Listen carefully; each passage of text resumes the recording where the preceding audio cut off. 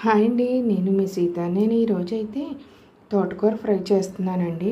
వాటికి కావాల్సిన పదార్థాలు: తోటకూరని చిన్న చిన్న ముక్కలుగా కడుక్కొని శుభ్రం చేసుకున్నాను.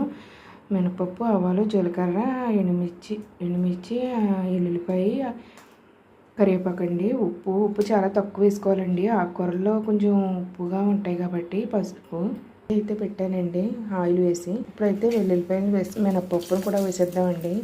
అయితే అయిపోయినాయండి. ఇప్పుడు కనవాయి కూడా వేసుకుందాం. తోటకూరని కూడా వేసుకుందామండి. తోటకూర కంటి చూపుకి చాలా మంచిదండి. పసుపు వేసేద్దామండి. తోటకూర అనే కాదండి, ఆకుకూరలు ఏవైనా కంటి చూపుకి ఇందులో పసుపు చాలా ఎక్కువ ఉంటాయండి. ఇప్పుడైతే ఉప్పును కూడా వేసేద్దాం. వేసేసి బాగా కలిపేసుకుందామండి. తోటకూరలో వాటర్ ఎక్కువగా ఉందండి. వాటర్ అంతా ఇంకిపోయేదాకా వేపేసుకుందామండి. అంతేనండి, తోటకూర ఫ్రై అయితే రెడీ అయిపోయిందండి. వద్దే డ్రైగా అయితే వేపుకోకూడదండి. నా వీడియో కనుక నచ్చితే ప్లీజ్ సబ్స్క్రైబ్.